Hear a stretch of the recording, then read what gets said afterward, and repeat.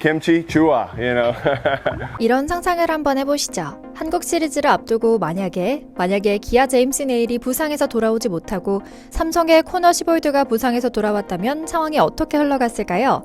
판도가 크게 요동쳤을 가능성이 큽니다. 그럼 네일도 돌아오고 코너도 돌아왔다면 어땠을까요? 아마도 이조차 현재 판도를 바꿔놨을 수 있습니다. 어쩌면 2승 2패로 맞선 채 흥미진진한 5차전을 맞이하고 있었을지도 모르는 겁니다. 하지만 야구의 가정법은 없습니다. 현실은 내일은 팬을 위해서라면 뭐든지 라고 말하며 돌아왔고 코나는 끝내 돌아오지 않은 채 친구 카데나스를 만나러 갔습니다. 그 결과가 현재 한국 시리즈 패배로 이어진 것이고요. 내일이 없었다면 냉정하게 말해서 기아는 그 공백을 부상에서 돌아온 윤영철과 다양한 활용이 가능한 김도현으로만 메웠어야 할 겁니다. 하지만 뭔가 원투펀치로 가기에는 다소 힘이 부족한 느낌이 있었던 것은 사실이죠.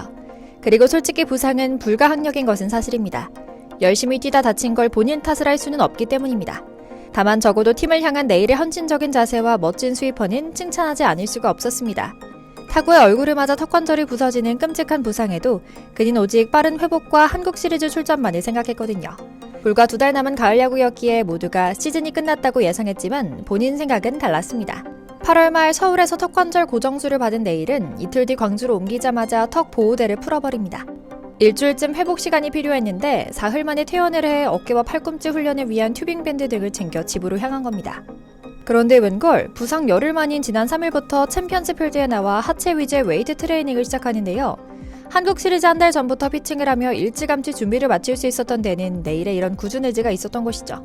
국내 진료에서 어떤 문제도 없다는 소견이 수차례 나왔는데도 미국으로 건너가 주치의를 만나고 와서 불필요한 시간을 허비하며 벤치에 속을 썩이거나 또 팬들에게 인사도 없이 쌩하니 집으로 가버린 코너 등 다른 외국인 투수들과는 전혀 다른 자세였습니다. 오히려 장기 부상자였던 내일은 미국에 다녀올 수도 있었지만 가지 않았죠.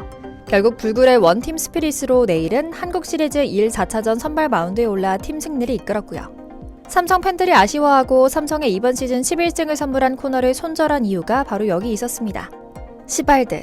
코너 시볼드 선수는 시즌이 끝나자마자 부상 병동 행세를 하며 미국으로 휙 떠나가 버렸고 그 절친 카데나스는 이미 한국에서의 의료 관광을 마치고 한 달 만에 잘려 미국으로 돌아가며 의리 없는 외국인들의 전역을 연속으로 보여준 일 때문이었죠. 구단에서 말리는데도 한국에서 뛰는 내가 한국 음식인 김치찌개를 먹을 수 없다는 게 말이 안 된다며 한식 식사를 고집하고 몰래 먹기도 했던 내일과 정반대로 1년 내내 KBO 리그를 수준 낮다며 욕하고 마운드 탓, 구장 탓 등등 짜증만 내다가 하반기에 물이 올라 잠잠해졌던 코너의 태도도 도마에 올랐고요. 오늘은 야구 시즌 종료를 맞아 우리 야구가 외국인 선수들에게 연봉 잘 주고 구단이 쩔쩔매는 호구리그가 되어버린 현상을 낱낱이 고발하라고 합니다. 먼저 잠시 저희 광문 브리핑 채널 구독 설정도 부탁드리고요. 내일 선수는 팬들이 구단에 여자친구라도 하나 소개해줘라. 한국 사람으로 귀화시켜서 아예 한국 선수로 받자라는 농담을 던질 정도로 한국 생활에 잘 적응한 모범 외국인 선수였습니다. 팬 서비스와 인성은 기본 착장인 선수기도 합니다. 한 팬이 스위퍼를 어떻게 던지는지 물어봤는데 공까지 가져와 그립을 잡는 모습을 보여줄 정도였죠. 전임자들이 성적 부진과 불성실한 태도에 진절머리가 났던 경험이 있기 때문에 구단에서도 더욱 아끼고 또 간판 외인으로 내세우고 있고요.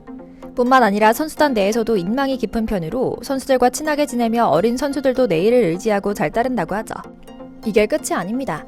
먹성도 꽤나 좋은 편인데 앞서 말씀드린 것처럼 턱관절 부상 당시 음식을 씹을 수 없는 상황에서도 구단 트레이너 몰래 김치찌개에 밥을 말아먹을 정도였고 한국식 양념치킨에 밥을 함께 먹는 치밥도 좋아하며 꼭 먹고 싶다고 언급할 정도였으며 가장 좋아하는 건 한우인데 맛은 물론이고 직접 고기를 구우면서 다 같이 앉아 이야기하며 식사하는 한국식 식문화가 마음에 들어 이런 문화를 미국에 전파시키고 싶다는 다짐까지 할 정도로 그는 한식에도 훅 빠져있는 선수이기도 하죠. 뿐만 아닙니다. 경기력 역시 뛰어납니다. 내일은 스스로도 자신의 베스트 구종이 투심과 스위퍼라고 하고 그 구종을 던질 때 가장 편안함을 느낀다고 하는데요. 안타를 많이 맞더라도 최소한의 실점으로 막아내는 정신력도 갖췄죠. 기아 구단에서도 내일은 안정적인 제구력과 빠른 싱커성 패스트볼의 다양한 변화구로 게다가 선수 커리어 통틀어서 부상이 없는 축에 속할 정도로 건강해 리스크가 크지 않은 안정적인 선수라고 평가하고 있고요. 시즌 초 메이저리그 커리어 대부분을 불펜으로만 등판했다는 점에서 불안감을 갖던 기아 팬들을 안심시킨 멋진 모습이 가득했던 한 해였죠. 반면 삼성의 코너와 카데나스는 이와 정반대의 모습만 보여주고 떠나버렸습니다. 사실 삼성에는 워크의식이라고만 표현하기에는 너무나 멋진 마인드와 삼성 구단과 팬들에 대한 애정이 가득한 선배 선수들이 많았습니다.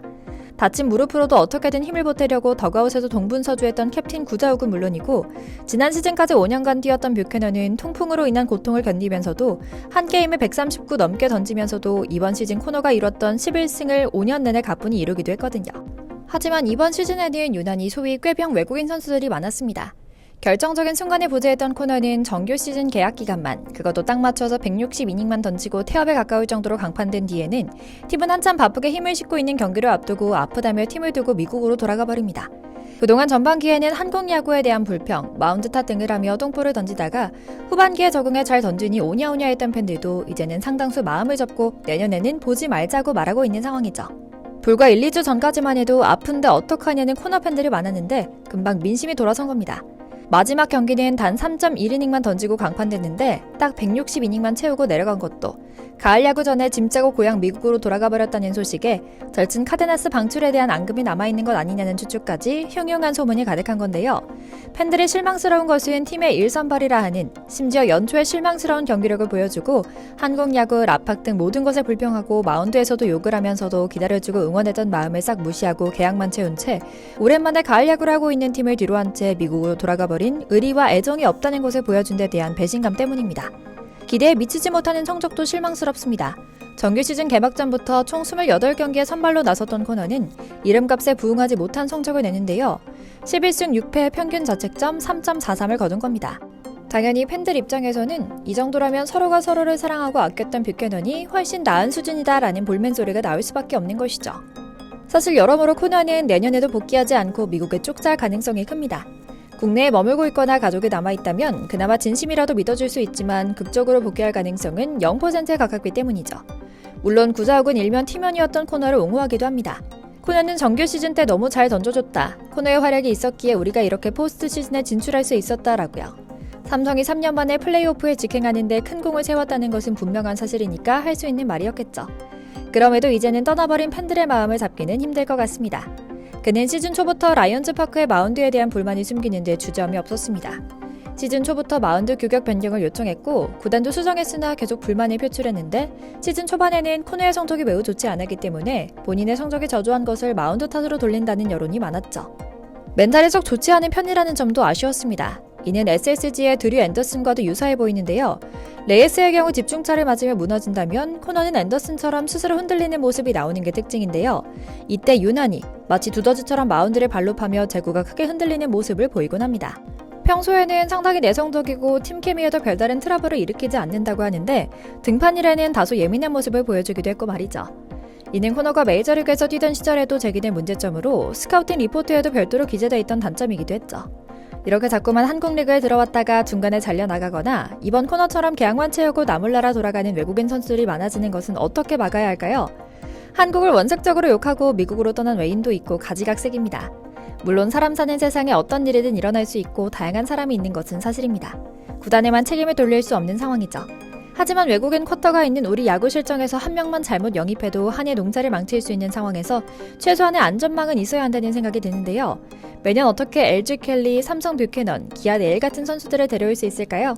우리는 우리 나름대로 본인 눈을 더 키워야 할 것이고 구단은 구단 나름대로 인성과 멘탈까지 꼼꼼하게 체크할 필요가 있는 것 같다는 생각하며 오늘 영상 마치겠습니다. 저희 광화문 브리핑 채널 구독, 좋아요도 부탁드리고요. 오늘도 시청해주셔서 감사합니다.